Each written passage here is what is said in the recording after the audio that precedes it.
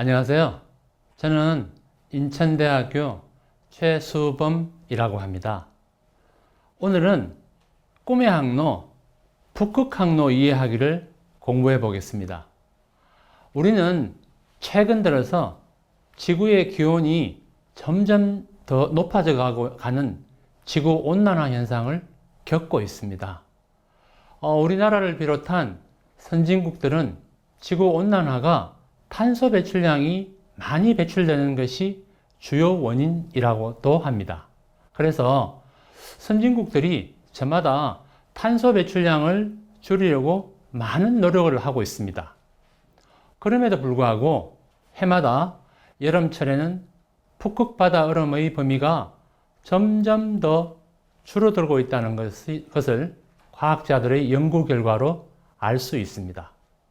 그런데요, 북극바다의 얼음이 녹으면서 북극에도 선박이 다닐 수 있는 날짜의 수가 점점 더 늘어나고 있습니다. 그래서 오늘 선생님과 함께 북극의 바다를 살펴보고 꿈의 항로인 북극항로를 알아보겠습니다. 우리가 살고 있는 지구에는 남극과 북극이 있습니다. 남극과 북극의 차이는 뭘까요? 네, 그렇죠.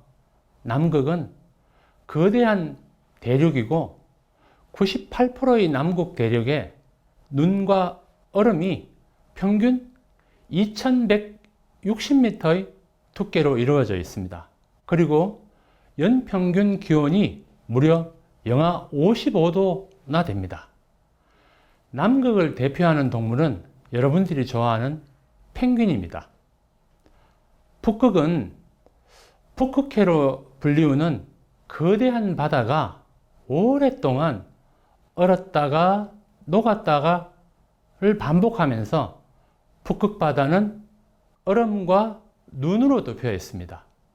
이곳은 연평균 기온이 영하 35도에서 40도이고요. 제일 깊은 바다의 깊이는 무려 5,400m나 됩니다.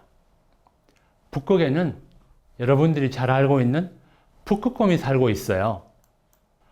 북극이 아주 오랜 옛날부터 얼음으로 덮여 있었다거나 혹은 그렇지 않았다는 주장이 학자들에 따라서 많이 다르기는 하지만 북극에는 초식동물인 난쟁이 매머드가 기원전 1700년에서 1500년까지 북극해에 있는 브랑겔 섬에서 살았다는 것을 그곳에서 발견된 난쟁이 매머드의 화석과 그 흔적으로 모두가 인정하는 사실입니다.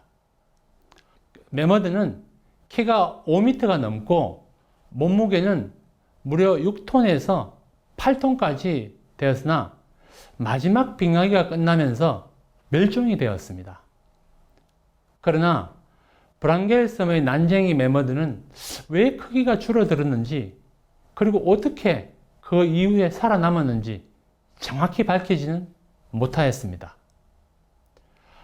북극해에 위치한 브랑겔 섬에서 난쟁이 매머드가 살았다는 것으로 북극의 바다 얼음이 다시 녹고 있다는 것은 지구가 본래의 모습으로 다시 돌아가는 과정이 아닐까 상상을 해봅니다.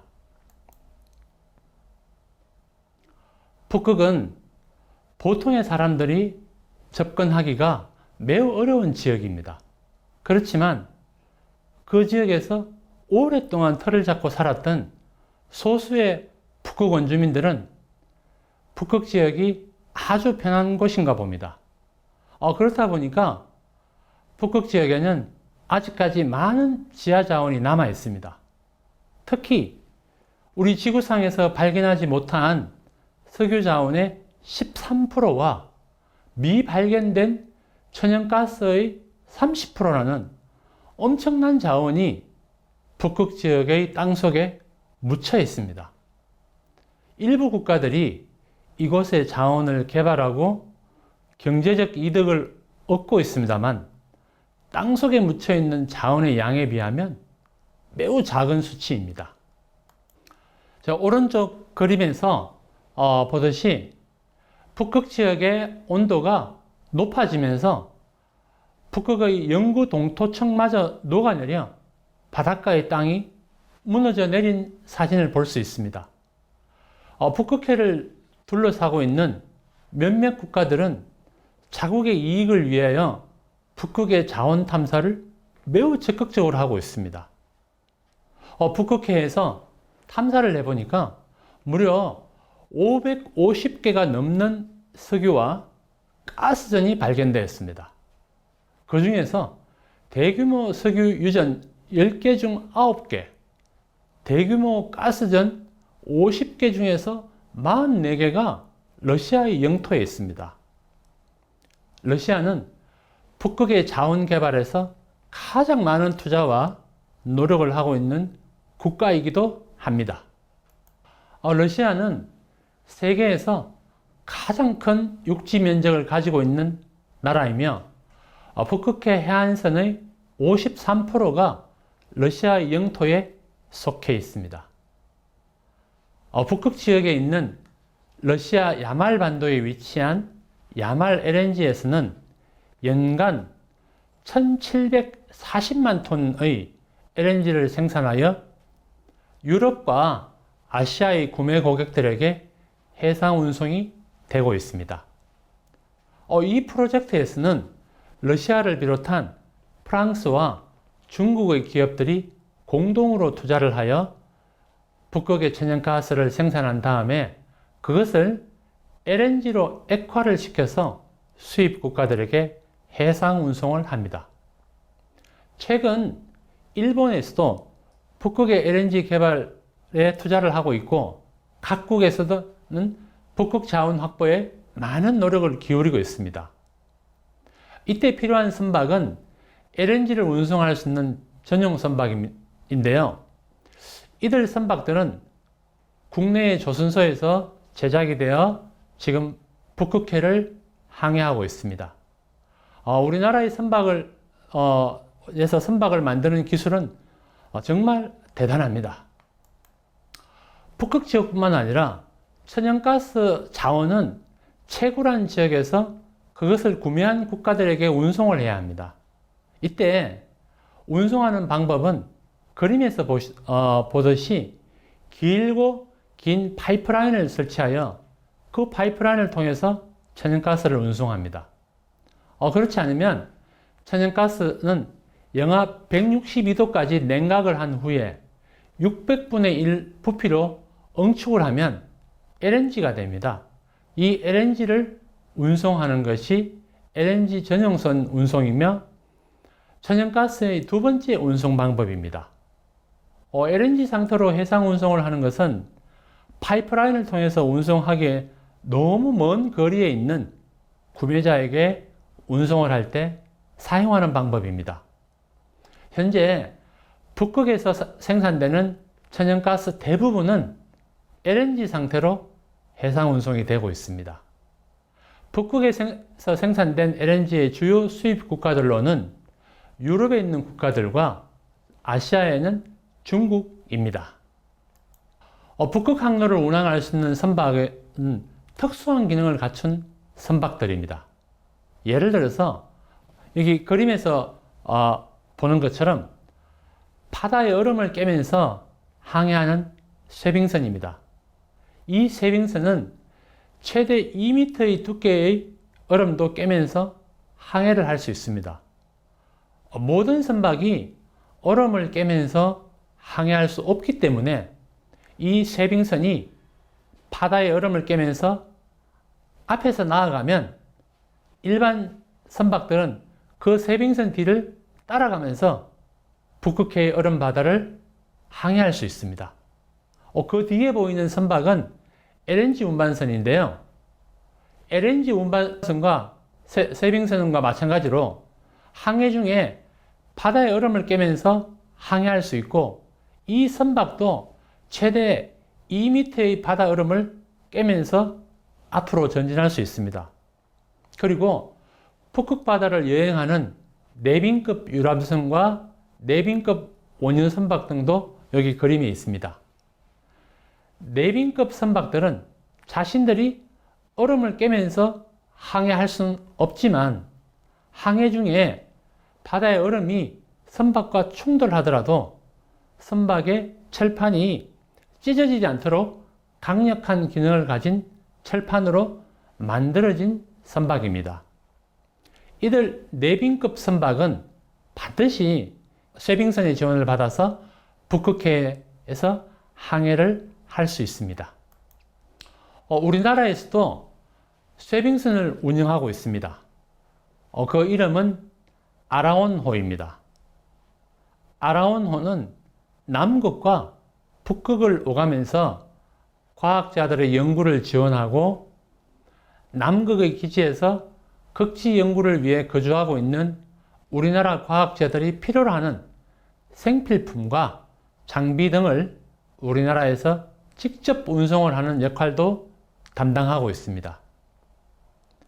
남극과 북극을 오가면서 활동을 하기에는 아라온호가 너무 바쁘고 선체에 무리가 되어 우리나라에서는 차세대 쇠빙 연구선의 건조를 추진하고 있습니다. 계획대로 진행이 된다면 2027년에는 차세대 쇠빙 연구선이 북극 바다를 힘차게 항해하는 모습을 우리 다 같이 볼 수 있을 것 같습니다. 우리나라는 북극을 과학적인 연구뿐만 아니라 산업적인 연구에도 활용하기 위한 노력을 하고 있습니다. 그래서 우리나라 기업 4곳에서는 각자가 잘할 수 있는 방법으로 북극해를 이용하였고 산업적으로 활용하는 방안을 찾았습니다.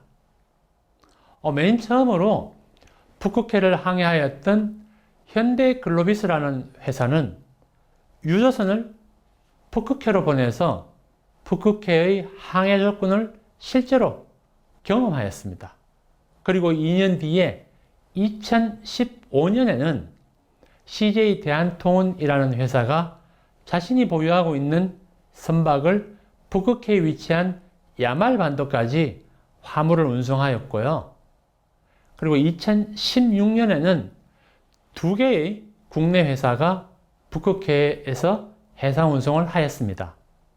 첫 번째 회사는 SLK 국보라는 회사인데 북극항로 운송뿐만 아니라 북극해로 연결되는 시베리아 강을 통해서 시베리아의 내륙 깊숙하게 이어지는 내륙 지역까지 화물을 운송하였고, 두 번째는 펜오션이라는 회사인데요. 이 회사는 우리나라 국적선 최초로 북극항로 운항을 성공하였습니다. 우리나라에서도 북극의 산업화에 많은 노력을 기울이고 있는 좋은 사례라고 할 수 있습니다. 그러면 우리 주변국인 중국의 북극 활동도 한번 살펴보겠습니다. 중국은 2척의 쇠빙선을 보유하고 있으며 추가로 핵추진 쇠빙선의 건조를 추진하고 있습니다. 또한 중국은 매년 많은 숫자의 선박을 북극 항로에서 항해하도록 해서 북극해에서 운항 경험을 쌓고 있습니다. 미래의 북극 항로에서 중국의 활동은 크게 확대가 될 것으로 보여집니다. 일본의 북극 활동도 같이 한번 살펴보겠습니다. 일본은 오래된 쇠빙선을 보유하고 있으나 이 선박으로는 북극에서 활동하기에는 무리가 있어서 우리나라와 마찬가지로 차세대 쇠빙선을 건조 중에 있습니다.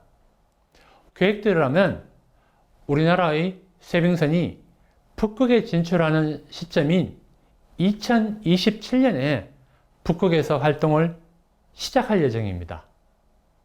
중국과 일본은 우리나라의 주변국이고 북극에서 서로의 이익을 위해서 협력을 해야 하지만 서로가 자국의 이익을 위해서 아주 강한 경쟁을 할 수도 있습니다. 국가의 이익을 위해 서로가 최선을 다할 수밖에 없습니다. 그렇기 때문에 경쟁은 피할 수 없는 상황입니다. 컨테이너 선사 중에서 전 세계에서 두 번째로 큰 회사인 네덜란드 국적의 머스크 해운은 2018년에 세계 최초로 그 회사의 컨테이너 전용선을 부산항에서 독일 브레머하픈항까지의 항로를 기존의 스웨즈 운하에서 북극 항로로 변경해서 시범 운항을 하였습니다. 이때 세계 최초로 북극 항로에서 운항되는 컨테이너 전용선의 관심은 매우 높았습니다. 결과는 그 시범 운항은 매우 성공적이었고 선박의 운항 거리는 무려 30% 이상 절감이 되었습니다. 또한 선박의 운항 시간도 10일이나 감소되었습니다. 해운선사 입장에서는 북극 항로가 매우 매력적인 항로라고 할 수 있습니다. 그러나 아직까지 북극에서는 겨울철에 선박의 항해가 어렵기 때문에 이 회사에서도 그 뒤로는 추가로 북극 항로에 선박을 보내진 않았습니다. 우리나라의 위치와 북극 항로를 한번 같이 볼까요? 지금까지는 우리나라 부산항에서 유럽으로 화물 수출을 할 때 수출 화물을 실은 선박이 대만 해협과 말라카 해협 그리고 스웨즈 운하 등을 통과해서 유럽에 도착하였습니다. 그러다 보니까 우리나라 선박이 지나가는 지역에서 국제적인 분쟁이 발생하거나 무력 충돌이 발생이 되면 우리의 선박은 그 지역을 피해서 먼 거리를 우회해서 항해를 하거나 또는 항해를 중단해야 합니다. 특히 2021년에 발생한 스웨즈 운하의 길막힘 사고와 같은 예측할 수 없었던 불의의 사고로 우리의 선박이 예정된 항로로 운항을 못하면 우리나라는 많은 경제적 손해를 보게 됩니다. 특히 원자재를 수입해야 하는 경우에도 이러한 지역에서 문제가 생기면 우리에게는 큰 걱정거리가 아닐 수 없습니다. 그래서 선생님이 연구하는 북극 항로를 우리의 대체 항로로 개발하자는 것입니다. 북극해는 1년에 8개월 정도는 얼음으로 덮여 있는 매우 불안정한 환경이지만 우리나라가 가지고 있는 우수한 선박 건조 기술로도 충분히 그런 것들을 극복할 수 있습니다. 북극 항로를 우리나라의 대체 항로로 유지한다면 혹시나 발생할지 모르는 기존 항로를 대체할 수 있는 좋은 수단으로 활용할 수 있습니다. 또한 북극의 풍부한 지하 자원을 확보할 수 있어서 우리나라의 자원안보 측면에서도 매우 유리하다고 할 수 있습니다. 우리나라는 북극해와 아주 먼 거리에 있음에도 불구하고 북극 항로의 발전에 크게 신경을 쓰고 여러 나라들과 협력을 해야 하는 이유가 뭘까요? 그것은 우리나라의 산업이 대외 의존도가 매우 높기 때문입니다. 특히 우리나라는 석유와 석탄 그리고 철광석의 해외 수입 의존도가 절대적이고 이들 원자재를 국내로 들어올 수 있는 방법은 해상 운송이 유일합니다. 그리고 원자재의 수입뿐만 아니라 수출 화물을 포함해서 우리나라의 해상 운송 의존도는 정부의 발표 자료에 의하면 무려 99.7%에 이른다고 합니다.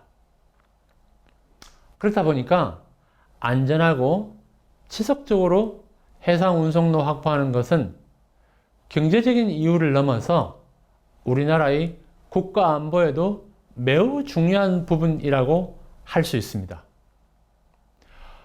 우리나라와 같이 수출을 하는 경제 구조를 가진 나라는 해상 운송로가 절대적으로 중요하다는 것을 다시 한번 생각하게 되는 계기가 되었네요. 그럼 북극 항로는 어떻게 이용되는지 한번 살펴볼까요?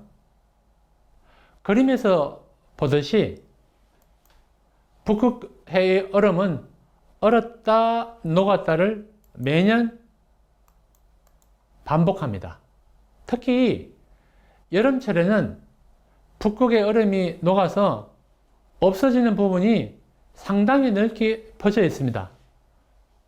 우리나라에서 크게 관심을 가지고 있는 지역이 러시아와 가까운 북극 항로입니다.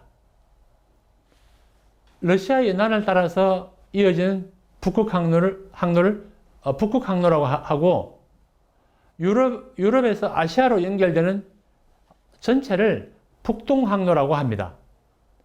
북동 항로라고 하는 것은 유럽인들을 볼 때 지도의 동쪽에 있다고 해서 북동 항로라고 합니다. 그럼 지도의 서쪽에 있는 항로는 무엇일까요? 네, 북서 항로입니다. 북서 항로는 캐나다의 연안의 섬과 섬 사이를 항해하기 때문에 북동 항로보다 항해하기가 까다롭습니다. 그래서 가장 가까운 미래에 북동 항로가 활성화될 것으로 보고 있습니다. 북동 항로와 북서 항로, 그리고 북극 항로를 모두 통틀어서 북극 항로라고 한답니다. 그러면 얼마나 많은 화물들이 북극 항로를 이용할까요? 작년에는 무려 3,400만 톤이 넘는 화물들이 북극 항로를 이용하였습니다.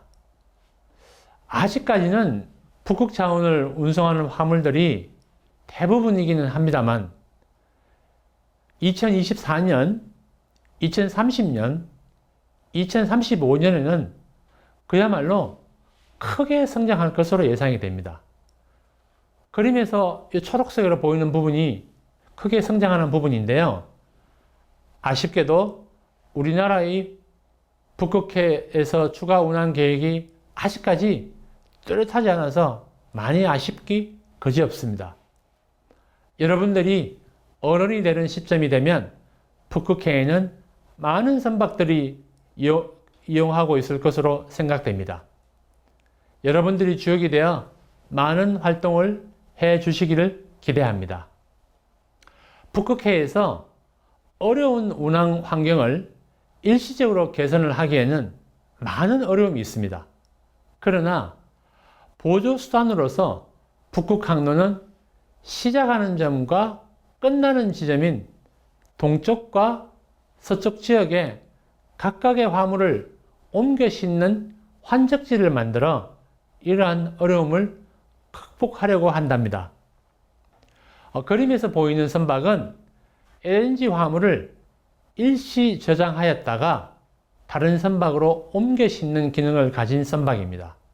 이 선박은 세계에서 가장 큰 LNG를 옮겨 싣는 선박이고 우리나라의 조선 기술로 우리나라의 조선소가 만든 선박입니다. 이렇듯 우리나라의 선박 건조 기술력은 정말 대단하고 경이로울 정도입니다. 북극해에는 환경적으로 안전하게 항해하는 것은 매우 중요합니다. 그래서 북극해를 항해하는 동안 아주 작은 실수도 용납할 수 없을 정도로 매우 어려운 항로입니다. 사람의 노력으로 극복할 수 없는 어려운 기술이나 난관을 미래에는 고도로 발달된 AI 기술을 선박의 운항에 접목을 하면 험난한 북극의 환경도 극복할 수 있습니다. 우리나라를 비롯해서 선진국들은 선원이 선박을 조정하지 않는 자율운항 선박과 아예 선원이 선박에 상주하지 않고 선박이 자율적으로 목적지까지 안전하게 운항할 수 있는 완전 자율운항 선박의 개발에 열을 올리고 있습니다. 북극 항로가 활성화되는 시점이 2030년대이라고 합니다. 아마도 이때쯤이면 완전 자율운항 선박들이 북극 항로를 운항하게 될 것으로 봅니다. 그러면 북극 항로는 더욱 활성화되고 국가 간의 경쟁도 더욱 높아질 것으로 예상이 됩니다. 미래는 여러분들의 것입니다. 북극 항로는 여러분들에게 매우 중요한 자산입니다. 북극 항로를 개발하고 활성화하는 것은 여러분들의 미래와 자산을 지키는 것입니다. 여러분들이 어른이 되는 시점에 여러분들이 주역이 되어 북극 항로를 이끌어 주시기를 희망합니다. 끝까지 집중해서 시청해 주셔서 감사드립니다. 여러분들의 앞날에 큰 축복이 함께하기를 기원드립니다. 감사합니다.